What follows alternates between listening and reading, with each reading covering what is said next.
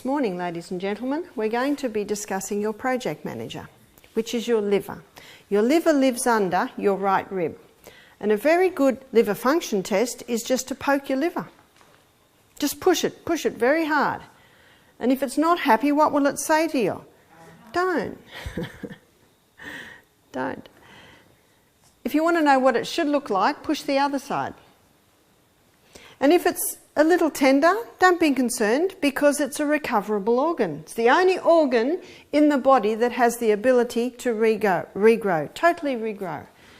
Like the shark's teeth, constantly regrowing. When they do a liver transplant, they can actually just do a part of the liver because the liver will grow. When you consider what we're going to be considering this morning, you will understand why God made the liver to be a recoverable organ, because many people would not be living today if it wasn't a recoverable organ. Being a recoverable organ, it is able to regenerate and it is able to regrow. So let's have a look at the liver, because as I said yesterday, if the project manager is happy, the job site is running well. And by the way, cancer cannot get a hold on the body if the liver is running well. So very important to understand the liver. To understand what your liver is doing today, we need to go way back to that time when you ate solid food. Do you remember it? A few days ago. We're going to feed you again tomorrow. We need to have a look at what your liver does with the food that you eat, because every single thing that goes into your body goes through your liver. Everything that's coming out of your body goes through the liver first and under the jurisdiction of the liver. And that's what we're going to be having a look at today, after we have a look at what happens when food goes in. Never in the history of mankind have human beings consumed so many carbohydrates. Never. Let's have a look at what Aussies consume. What would most Aussies have had for breakfast? Cereal. Very popular food. There's a whole aisle devoted to it in the supermarket, so it must be popular. Very easy for such a fast society. Open cereal, pour into bowl, milk on, eat. And especially when the milk goes on and it all just goes like wet tissue paper, you don't even have to chew, down it is and off to work. I remember when muesli first hit the scene. I was talking to my cousin, I was about 16. I said, "What do you think of muesli?" He said, "Oh, I don't like it." I said, "Why not?" He said, "I have to chew and I haven't got time for that." Cereal or toast, bread. Tell you what, in every corner shop you'll find bread, won't you? Mid-morning, cakes, biscuits. I trained as a psychiatric nurse. Nurses are some of the unhealthiest people. Not all nurses, but a lot are. I would wake at 5 to 7. I got to be on duty at 7. Running down the nurse's home stairs, doing my buttons up in the ward just on the dot of 7. Hadn't drunk water. Nothing to eat. What would we nurses do in our coffee break mid-morning? Whole packet of Arnott's assorted biscuits, dunking in cups of tea and coffee. Big cakes, biscuits, consumers. And have you noticed the size of most nurses? They're big. And we'll show you why in a minute. Pasta. I didn't know what pasta was as a child. I'm a 5th generation Australian. We didn't even know what pasta was. We had sausages, mashed potato, peas or beans every night of the week, except for Sunday. Roast. Rice. I didn't know what rice was till I was about 15 and a new product came on the market called rice-a-riso. Mum brought it home. We started to have rice. Pizza. I don't think Aussies knew what pizza was 30 years ago, but it's a popular food now. Pie. Well, the pies have always been around. There's even a song about it, isn't it? Meat pies, kangaroos and Holden cars. I'm married to an Irishman. What must every meal contain? Well, every main meal. Potatoes. And last and definitely least on the list is the pure crystallised acid that's been extracted from the sugarcane plant. Why do I say least? Because there's no such thing as nourishment in that food. I'm sorry, it's not a food, it is a drug. Would you agree with me that Aussies are high carbohydrate consumers? Yes. All of these foods come under the carbohydrate list, and when they break down in the gastrointestinal tract, they break down to glucose. Glucose is a single structure, and it's only as a single structure that it can be absorbed into your blood. Do you know that you have a hollow tube in your body? It's your gastrointestinal tract, and everything that goes in there is not part of you until it gets absorbed into the blood. Then it becomes part of you. And it can only be absorbed into the blood when it is broken down to singular structures.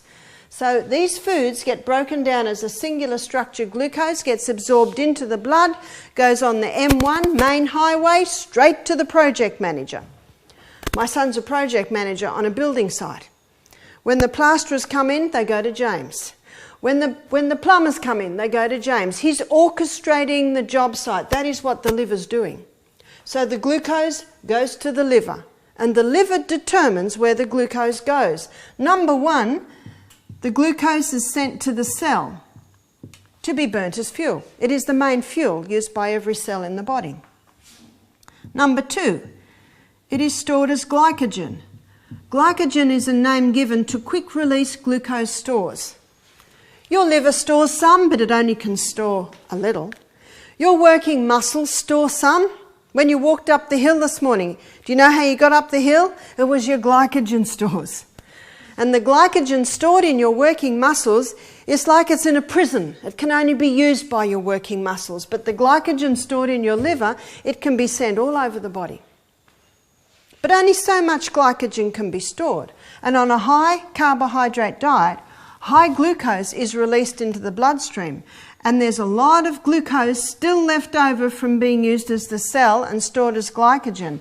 And so that excess glucose is stored in the most effective way it can be stored, and that is as fat. This is a fact that many people are unaware of. And when someone wants to lose weight, what part of the diet do they stop? The fat, yeah? The fat. And do they lose weight? Not much. And fat is an essential nutrient. And fat is one of the substances that helps to give a person the satiation feeling or the feeling of satisfaction. And that is why when people are on fat-free diets, you'll find they've got to eat all day long because they never get the satisfaction feeling. One guy, when he heard this, he said, my girlfriend, she has a cup of coffee with skim milk and 3 teaspoons of sugar. What would she be better to have? Actually, no sugar and full cream milk. Actually, better to have none.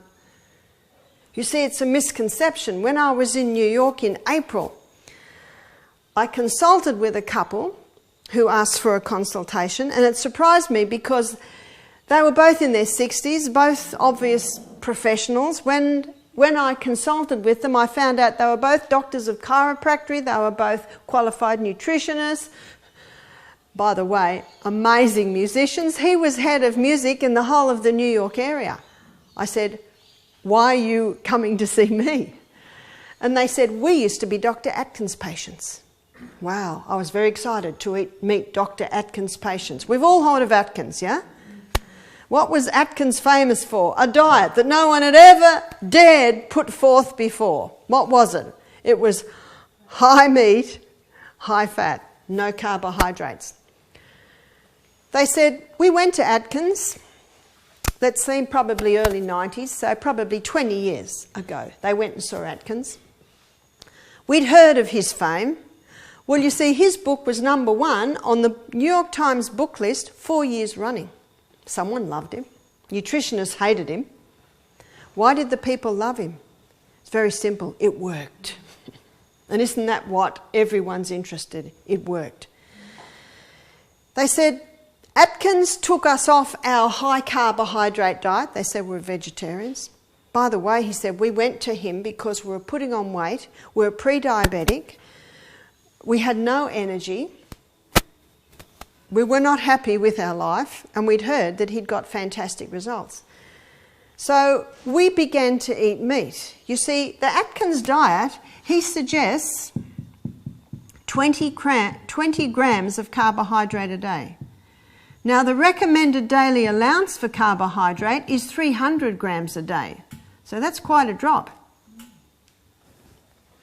But Atkins had done his research, and he knew that you can actually live without carbohydrates. I don't suggest you do. And there's a huge difference between refined carbohydrate and whole grain carbohydrate. So they said, we went on the Atkins diet. We dropped our carbohydrates down to 20 grams a day. He has 4 stages. Stage 1 is 20. They said our energy levels skyrocketed. The weight just fell off us. Our blood sugar levels came back to normal. Wow. They said the results were absolutely amazing. I said, why have you come to see me? They said to me, we're not happy with the meat. We don't like it. We're starting to get a bit of arthritis. You are the first nutritionist that hasn't totally crucified Atkins. And don't most people do? I said, I don't crucify him because I believe he was a hero. I believe he was a man of his time. Because his theory worked. This was his theory. When too much carbohydrate goes in, it stores as fat. You stop the carbohydrates, what does the body now live on now? Fat. You don't have to be a rocket scientist to work that one out, do you? His story is interesting. He didn't experiment on himself because he was a bit overweight, sluggish. He stopped his carbohydrates. What did he eat? He chose a food that had no carbohydrates. Meats. Chicken, fish, all your red meats. Dairy products, very low in carbohydrates. Then he chose a food that is very low, which is vegetables, with the exclusion of the potato. The weight just fell off him. His energy levels were great. That's why he started to put his patients on, and that's why, and the results he saw in his patients amazed him. His diabetics were coming off their insulin. Wow. You see, a high carbohydrate diet releasing high glucose, it puts a huge strain on the pancreas because here's pancreas under your left rib. Pancreas has a high demand of insulin when high glucose comes into the blood. So when someone's on this high carbohydrate diet, the pancreas is just about getting screamed at all day long. More insulin, more insulin, more insulin. How would you feel if you were yelled at like that all day? You get to the stage where you'd say, I'm not coming to work anymore. And that's what pancreas does. 400 diabetics diagnosed daily in Australia. And what are Aussies eating? Tell you, the amount of sugar that Aussies are eating now is almost quadrupled to what it was 50 years ago. When I was a little girl and Mum asked me to go down the street and get a bag of apples, she'd give me a penny and I'd buy a cobber. And a cobber was like a caramel thing with chocolate around it. I got about 2 a week. And I got a fizzy drink once a year at the Apex Christmas party. What are kids getting today? What I just described in the first 2 hours of the day. And if my generation, I'm a baby boomer in my 50s, if my generation is coming up with 400 new diabetics diagnosed daily in Australia. By the way, I think when you were here last time, Di, I was saying 300. It's a bit scary. What will it be in a year or two? 500, 600? Doesn't seem to be slowing down because there's a lot of advertising around this guy. What do they say on the television? Sugar, a natural part of life. That's like saying heroin, a natural part of life. Huh? Nothing wrong with sugarcane. Nothing wrong with the poppy plant. It's the acid that's extracted. Atkins found his diabetics were coming off their medication. Their pancreases were getting a break and they were starting to revive. One lady said, my pancreas is dead. I said, is it gangrene? Isn't that what dead is? If there's blood going through the pancreas, there's life going through the pancreas and it can revive. We had a young man, type 1 diabetic, 22 years of age, been on insulin since he was 7, do our program. At the end of the week, he'd reduced his insulin by 3/4. Wow, we weren't giving him bags of lollies every day. When the guy who discovered insulin found out what medicine was doing with it, he was horrified. Because insulin basically allows people to keep eating this. But people die from diabetes. It's not a cure. And he knew it wasn't a cure. Atkins also found, when he began to put his patients on it within about the year, not only were the diabetics coming off their medication, but his cancer patients were going into remission. Do you remember yesterday we looked at the link between cancer and fungus? What's fungus' favourite food? Sugar, glucose. And it's neck to neck with heart disease today as #1 killer in Australia on this high carbohydrate diet, giving cancer the fuel it loves. On the Atkins diet, down to 20 grams of carbohydrates a day, his cancer patients were going into remission. Wow. His patients on with high cholesterol levels were coming back to normal. Your liver makes cholesterol, and your liver will make as much cholesterol as your body asks it to make. You see that? And have you heard that LDL is the bad one? Low density lipoprotein? You know what low density lipoprotein is? It's the rebuilder and the repairer. That's what it does in the body. So where are you going to find it? You're going to find it wherever there's damage. A smoker's arteries, their artery wall gets very thin. And when that wall gets very thin, it's very easy for a hole to develop. And so who do you think he's sent to plug it up? The rebuilder and the repairer. The rebuilder and the repairer comes along and plugs the hole up. Now what's supposed to happen then is high nourishment coming into the body gives the body the tools to repair the hole. And then HDL comes along once the hole is repaired and helps to take LDL away and out of the body. But what's happening is the smoking's not stopping, the nourishment's not coming in, so what happens to LDL basically has to stay there to keep that hole plugged up. And it keeps happening. It's called atherosclerosis, arteriosclerosis. You see that? To say that LDL's the problem is like saying the Band-Aid's the problem that you just put on your sore. You just put it there because you've got a sore. The body doesn't make bad things. If they're out of balance, if they're too high, too low, one has to ask why. What Atkins found, that when someone's on a high carbohydrate diet consuming high glucose, the pancreas is releasing high insulin, and when high insulin keeps being released, it triggers an enzyme in the liver to make more cholesterol. Wow. So it's not the butter on the bread, it's the bread under the butter.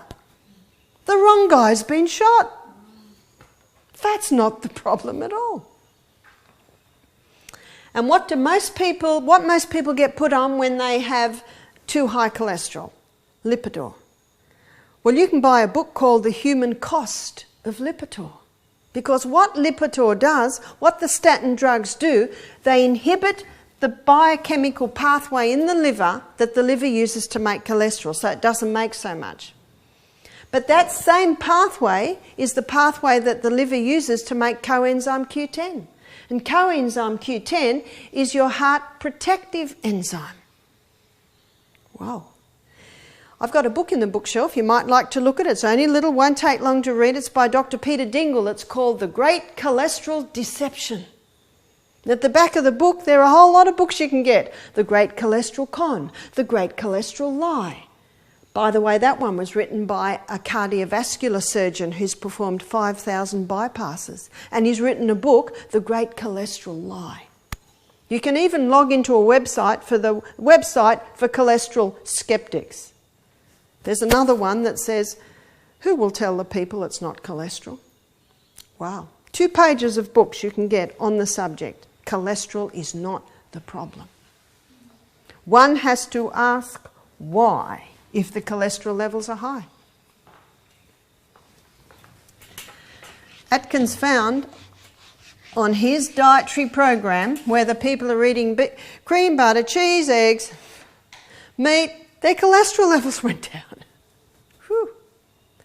He found his patients with high triglyceride levels came down.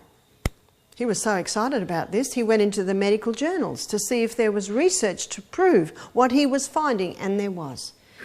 In fact, in the 1980s, there was research that proved that dietary cholesterol in the food, had little or no effect on blood cholesterol levels. Atkins found, and this, you might find this interesting, he found that fibre was an essential nutrient. These are the 3 essentials. Fibre is essential. In what way is fibre essential? Our gastrointestinal tract needs to be swept every day, and it is fibre that sweeps it. Our gastrointestinal tract doesn't work without the movement. If the sewage system slows down, the whole body gets poisoned. But it is in the fibre part of the food, in your whole grain pastas, whole grain rices, breads, grains, that's where most of your B vitamins are. Once you throw the fibre away, you've thrown a lot of the essential vitamins. Atkins also found that protein is an essential nutrient. In what way is protein essential? The membrane around every cell in your body is 50% protein. Do you remember yesterday I talked about the double helix strand of the DNA? The crossword bands are amino acids.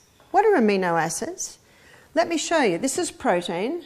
This is what protein looks like under a microscope. In your gastrointestinal tract, enzymes break that protein down to peptides and polypeptides. And then those peptides and polypeptides come down into your small intestine. And enzymes from your pancreas break them down into amino acids. Only as amino acids can they be then absorbed out of your hollow tube and into your blood and become part of your body. So basically, protein is made up of amino acids.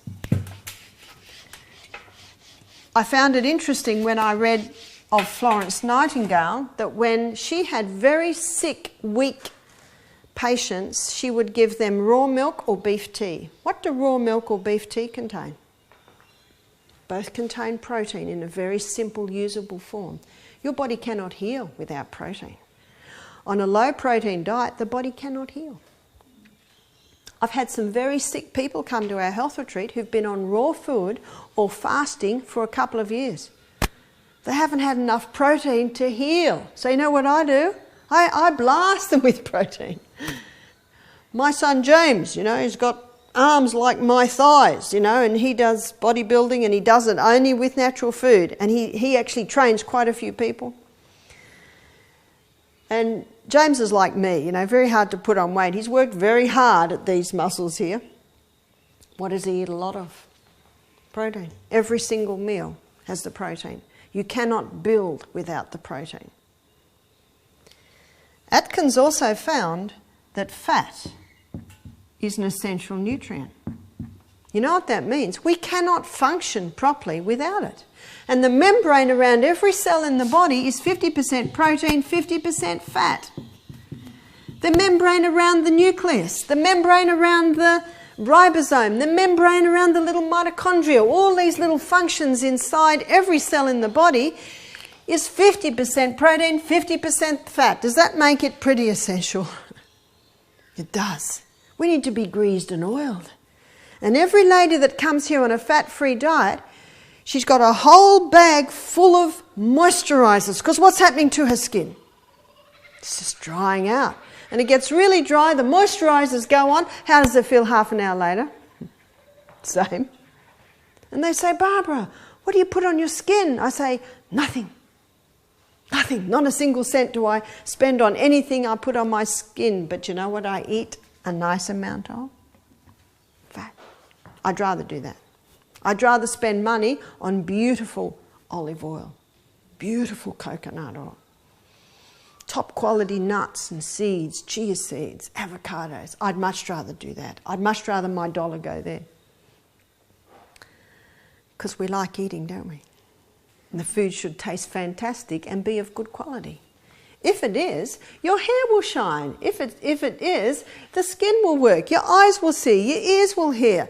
The whole of our body is an illustration of the integrity and the strength and the nutritional value of every cell. And remember, that's what we are, just a bunch of cells. That's why we have to heal from the cellular level. Atkins found that these are 3 essentials, and his diet was high in them. Well, where was the fibre? His patients had to eat 3 cups of vegetables a day, and 1 cup had to be all greens. And on Thursday, we're going to look at the acid-alkaline balance, and you'll see the most alkaline food is your greens. I just saw William walk past with a big box of greens. A lot of greens go into your broth at night, and a lot of greens go into, I think it's your 12 o'clock juice, where it's cucumber, apple and greens.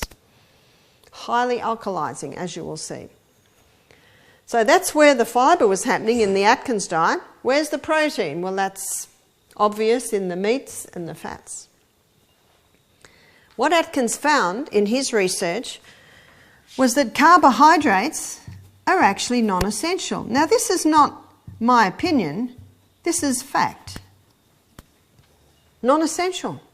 Do you know what that means? You can actually live without them. And I very quickly say, I don't suggest you do, because we like them. The biggest danger is when they're refined and when they're overdone. Carbohydrates aren't bad. It's only when they're overdone, and it's only when they're refined. But I must say, I've even met some vegetarians who are overdoing the whole grain carbohydrate. Again, doesn't mean they're bad. We enjoy them and they're high in nourishment, but they can be overdone. I've given you 2 illustrations this morning. One is this high carbohydrate and the other is the Atkins, down to 20 grams of carbohydrates a day. That's extreme. Where do you think we should be? Somewhere in the middle. Yeah? Your carbohydrate part of your meal is your negotiating part of the meal. And the negotiations change depending on your age, your size, your fitness. Your size, your physical, mental output through the day, it can change. Don't negotiate the fibre, the protein and the fat. It's the carbohydrate part that you negotiate. It can be as simple as this. Instead of having a whole load of pasta with garlic and oil and parsley, have half a plate full of pasta with a very nice sauce with maybe lentils and lots of parsley and a big salad. See, it's just changing the ratios. Instead of 3 cups of rice and a little bit of dal, you have 1 cup of rice, a lot of dal and a big salad. You see, you can just change the ratios like that. When I have dinner with my boys, they have pasta. They have 3 times the pasta that I have. Same amount of sauce, same amount of salad. I have a little tiny bit of pasta, lots of sauce, lots of salad. You see, I don't need a lot of carbs. I'm just a little lady. They're big, strong men, and they build and tile and all that all day long. And then you know what they do in the evening? They go to the gym and work out. They can have 3 or 4 times the carbohydrates I can have. 4 weeks ago, we had a guy do our program. He was 33. He just walked across Australia from the most western to the most eastern. Took him 5 months, I think 5,600 kilometres. He said by the end, he could eat 5 times the food that he was eating at the beginning. The amazing thing is, and you'll hear about this when I speak about exercise, when you start moving the body, you change the metabolic rate. And those little muscle cells start consuming more and more, and the more you put into this fire, the more energy that you get. But when a person's metabolic rate has changed to storing fat, the more they put in, the bigger they get. It's all to do with the way that the cells run, and I'll discuss that on Friday and show you how to do it. But as one writer I was reading about recently, he said in weight loss and in fitness, he said 80% is due to diet. Wow. And you will find, and James has told me this too, because he goes into, bodybuild.com, that he said all the top bodybuilders recognise what I'm showing you this morning. Get that carbohydrate down. Here are your essentials. And James said, guys come to him all the time. They're just carrying too much weight because what do they love? The sugars, the breads. My son Peter, he's is very well built too. Peter's, what's Peter's? Peter's 27, James is 34. About 2 years ago, Peter wanted to lose 7 kilos in a week because he was doing a photo shoot, and he ate broccoli and chicken for 1 week. He had all the energy to work, lost his 7 kilos. I saw the photo shoot. Muscle, muscle, muscle, muscle. Just defines the muscle. Will it harm him? No. He's getting the minerals, he's getting the greens, he's getting the proteins, he's getting the fats. He just stopped his carbohydrate. I'm not advising living on chicken and broccoli for a week, but it's an illustration. It's an illustration to show you where the role of carbohydrate stands in society today, and it explains why on this high carbohydrate diet Aussies are so overweight, they are so sick, there are so many diabetics, and there are so many people that are suffering from cancer. It's not working. I believe that you can do superior to Atkins, and this is why Dr. Carl Benjamin and his wife came to see me. They were so excited about what they heard because they knew Atkins. They said he was a very gracious man. And they said to me that if Atkins had read the China study, which I referred to yesterday, they believed Atkins would have become vegetarian. Atkins was a man of his time. Colin Campbell is a man of his time. I like Atkins' science. It works. Well, how do we get our protein as a vegetarian? Let me show you. On a vegetarian diet, it's impossible to go down to 20 grams of carbohydrates a day, but there is no need. Let's have a look at the vegetarian protein. Let's have a look at the oldest history book we have, which is the Bible. We'll go to Genesis 1:29, where God's saying to Adam and Eve what to eat. And this is what God said to Adam and Eve. He said, the herb-bearing seed, every herb-bearing seed which is on the face of the earth. What's a herb-bearing seed? Let's have a look at the food. We'll have a look at the protein content and the carbohydrate content. Herb-bearing seed. Grain. Grain is a herb-bearing seed. There's your wheat, oats, rye, barley, millet, amaranth, quinoa. Grains are high in protein, but they are also high in carbohydrate. How many on our carbohydrate list are from the grain department? Grain, grain, grain, grain, grain, grain. Well, most of them are from the grain department, which is where your high carb comes from. Another herb-bearing seed is the legume. The legume is your lentil, chickpea, lima bean, black-eyed beans, kidney beans, soy. Legumes are high in protein. If you want to know how to cook legumes, get a Lebanese, an Italian, an Indian cookbook. They have a lot of legumes because they did not have the ground, never have had the ground to graze the cattle. So they get their protein from the legumes. And I think you'll agree with me, they make beautiful things out of legumes. And there's so many legumes and so many things you can do with them. Legumes are high in protein, but they are medium to low in carbohydrates. They're about the third the carbohydrate that you will find in the grain. Most nutritionists lump these two together, but it is not so. We have a nutrition almanac in our bookshelf which shows you every food and every protein and every carbohydrate, every nutrient in any food, and you can look for yourself. Herb-bearing seed. The seed. When I'm saying the seed, I'm referring to pumpkin seed, sesame seed, sunflower seed, chia seed, flaxseed or linseed. These seeds are high in protein and they are quite low in carbohydrate. So that every herb-bearing seed which is on the face of the earth, and the tree in the which is a fruit yielding seed. There's another seed. What fruit yields a seed? The nut. We live on a wonderful part of the planet. There are so many nuts, aren't they? And we're the only country in the world that can afford to eat macadamia nut. Get rid of the peanut butter, start the macadamia butter. Beautiful. So macadamia, cashew, almond, Brazil, hazelnut, pecan, walnut, so many nuts. Nuts are high in protein, and they are low in carbohydrate. And then the final thing that God says in that verse, he says, the seed, to you it shall be for meat. Interesting. The seed, to you it shall be for meat. What does it mean by meat? The main substance of our food. It is the seed that is high in your fibers, proteins and fat. The three essentials, low in the carbohydrates. What is the seed? The seed is like the chicken's egg. It's the reproductive part of the plant.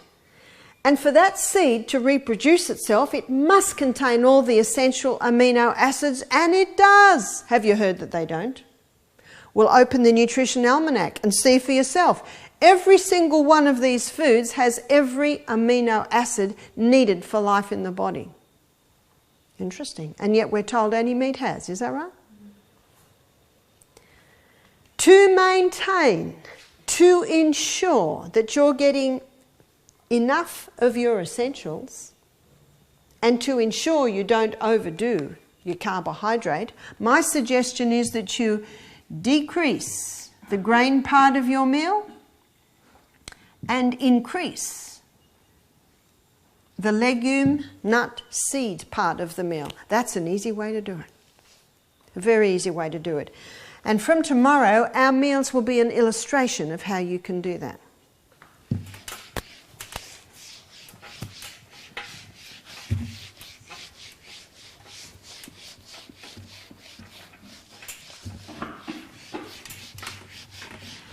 So what's your body doing today? Now that we have established the importance of the liver, we've looked at how the liver deals with the food that you're eating.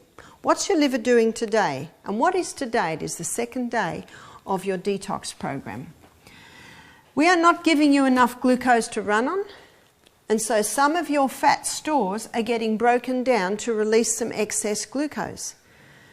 But as those fat stores get broken down, they're releasing something a little bit more sinister.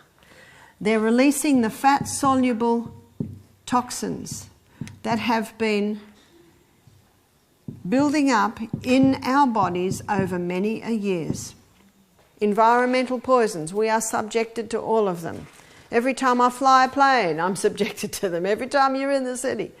The good news is, we've been given a liver that can deal with them, and I'm going to show you how it deals with them. So here you are at Misty Mountain Health Retreat. The fat cells are getting broken down to give a little bit more glucose to run on. The fat-soluble toxins are once again released into the bloodstream. They once again go to the liver. The liver says, oh, not this nasty guy again. You see, every time fat-soluble toxins come into our body and come to the liver, often the liver says, this is a nasty guy. Wrap him up in fat and store him. Then you come to Misty Mountain Health Retreat. As the fat stores get released to release the glucose, also this fat-soluble toxin's released. Back again into the bloodstream, up again to the liver. The liver says, not this nasty guy again. Wrap him up in fat and store. Hang on, they're at Misty Mountain Health Retreat. Hang on, they're getting high nourishment. I think we can break this fat-soluble toxin down to a water-soluble state. Then it can be released out. Phase 1 began yesterday on your first day of your juice fast. Phase 1, the liver took this fat-soluble toxin and it broke it down to a metabolite. That metabolite is a nasty guy. That metabolite is sometimes 100 times more toxic than it originally was. That metabolite creates a lot of free radicals. That metabolite is sometimes, often, very volatile, highly volatile.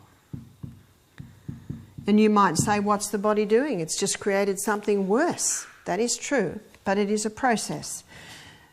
This is the symbol for the metabolite. Why does it do that? Well, it can be explained by what happens when you're going to, say, clean out the garage. What does it look like halfway through? 100 times messier? What does it look like when I'm weeding my winter garden? 100 times messier. It's a process. And your liver has certain needs to protect your body from this metabolite at this stage. It needs antioxidants. Antioxidants are free radical scavengers. Antioxidants come along with a lot of extra electrons, and a free radical is missing an electron. What are your best antioxidants? The most potent antioxidant is beta-carotene. And beta-carotene is found in all your green-coloured and all your orange-coloured vegetables. So your green barley, very high. Your orange carrot juice, very high.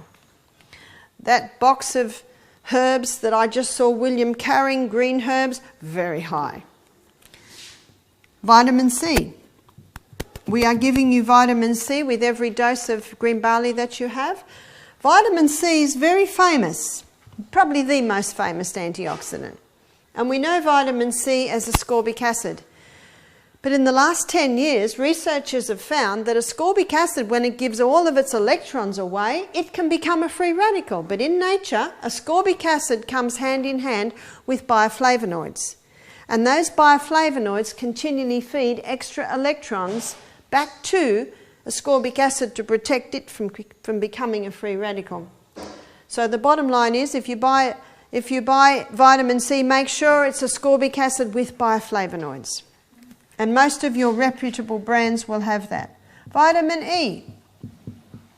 Vitamin E is a fat-soluble vitamin, so it's only found in your nuts, your seeds and your grains. Where are you getting vitamin E at the moment? We are giving it to you in your protein drink.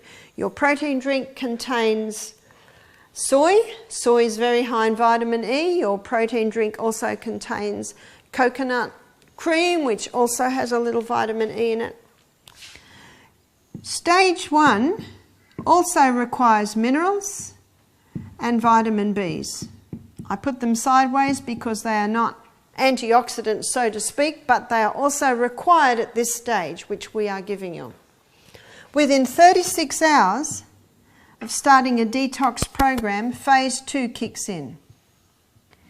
Phase 2 began in your bodies this morning. Phase 2, the liver took this highly volatile, free radical creating metabolite and joined it together with amino acids. The union of this highly toxic metabolite and the amino acids, the union together creates the water-soluble state. And it's the water-soluble state we've all been waiting for, because it's as a water-soluble state it can be easily released out of your body. And here's the little symbol for the water-soluble state. Wave in a box. Phase 3. Phase 3 happens in conjunction with phase 2. Phase 3, the liver takes this water-soluble state and it releases back into the bloodstream, where it can be easily urinated out, sweated out. Your most important steam bath is tonight, because you will have more of these water-soluble metabolites being released out of your body today, because this morning your body went into phase 2 of the liver detox. That explains why at 8 o'clock this morning we gave you a protein drink. We'll be giving you 3 protein drinks today to help your body cope with these highly volatile metabolites that are being released today. That protein drink provides the amino acid that the liver needs to join together with that toxic metabolite. The medical term is conjugates. It joins it together and it creates the water-soluble state. Tomorrow we will be giving you solid food and the detox will slow down a little bit. You'll still be detoxing a little bit because you'll be having an 18-hour fast every 24 hours. We'll be serving you breakfast like a king, lunch like a queen, and we'll be giving you broth at night. So you'll be fasting from lunchtime every day through till breakfast the next morning. People say to me, do you ever go on a fast? I say, I do an 18-hour fast most days. I have lunch and breakfast like kings and queens, and then I don't eat again till the next morning. How have I got energy to climb up my hills in the morning? My glycogen stores. And they will be built up again as I eat my breakfast and lunch, ready for my extra activity. Riding my bike to work, running up the hill, it's all there. You see, the food that you're eating, it doesn't give you energy often until quite later, because it has to go into your liver has to send it, has to store it. And that's why you can go 2 days without eating. There are stores, and you will see, when you see this, that we are nutritionally supporting your liver. We are giving you the beta-carotenes, the minerals, the B vitamins. That explains why your urine's fluorescent yellow, because we're giving you a super B mix with every green barley, and we're providing the amino acids so that you can effectively detox. We need more protein today than any generation that has ever lived, because we are dealing with more fat-soluble toxins than any generation that has ever lived on planet Earth. We have a look at the slips and the oil spills. We have a look that they stopped all fishing in Sydney Harbour, was it 18 months ago, because the children of the fishermen had mercury and dioxin levels in their blood, little kids far higher than they should be. So this information is very important. This information has only been around since 2002. I gave this lecture in America one year, and a man came up and said, "That's very interesting." He said, "But it is not for your lay people, that's for your academics." I said, "Lay people have livers too, you know." And isn't that true? In my book that I'm writing, I'm spending a whole chapter on the liver, because that is vital information. It also explains why Florence Nightingale noticed her sick men responded to beef tea and raw milk. Because of the protein. It also explains why Atkins got the results. I think Atkins had passed away before this information was known, but it also shows why he was getting the results that he did. Do you remember what I said yesterday? Truth never changes. It's always the same. It might be built upon, but it's always there. And he was a man of his time. But I believe you can do superior to the Atkins diet by doing a vegetarian version. By the way, if someone wanted to lose weight, what would they drastically drop? The carbohydrates. If someone wanted to put on weight, what would they increase? Not the carbs. Because I don't know anyone that wants to put that on. I find on this diet, which is high fibre, substantial protein, sufficient fat, underweight, put it on, overweight, lose it, right weight, stay the same. So it's a balancing diet. I had 2 people come here. The man was 46 kilos, the lady was 36 kilos. They were gorging themselves on carbohydrates to try and put on weight. They said, "Please don't put us on a 2-day fast." I said, "I've got to." Your stomach is so overworked, you're not absorbing any of your nutrients. I said to them, "I'll give you protein every meal. Sorry, I'll give you a protein drink every juice." Atkins proved that if you're having sufficient protein, you will never lose muscle. No one wants to lose that. I gave them protein every juice. Their stomachs got a rest. They actually had put on weight by the end of the program. Sometimes overweight and underweight people have the same problem. Digestion's not working well. And oh, how the stomach loves a couple of days break. Our helicopter driver over at our other property at 5 Day Creek, he used to bring people in, especially interstate guests that used to fly to Coffs, and then he would fly them in. And then he'd come and pick them up at the end of the week. He said, "I don't know what you do to those people in there," but he said, "The people I pick up are different to the people I drop off." He and his wife booked in. They wanted to know what was happening in here. "What's happened? You've had a break." What we do to you this week, the results you get would take 6 months on a very good lifestyle program. That's a bargain, isn't it? We just high speed and zoom everything up. When you give the body the right conditions, it responds. It desperately desires to heal you. It desperately desires to balance you and have you living life as its best. That's the good news. All we've got to do is work with it. I'm going to give everyone a break now. Please have a 5-minute break, and when you come back, we're going to have a look at the wonders of those little chemical messengers called hormones.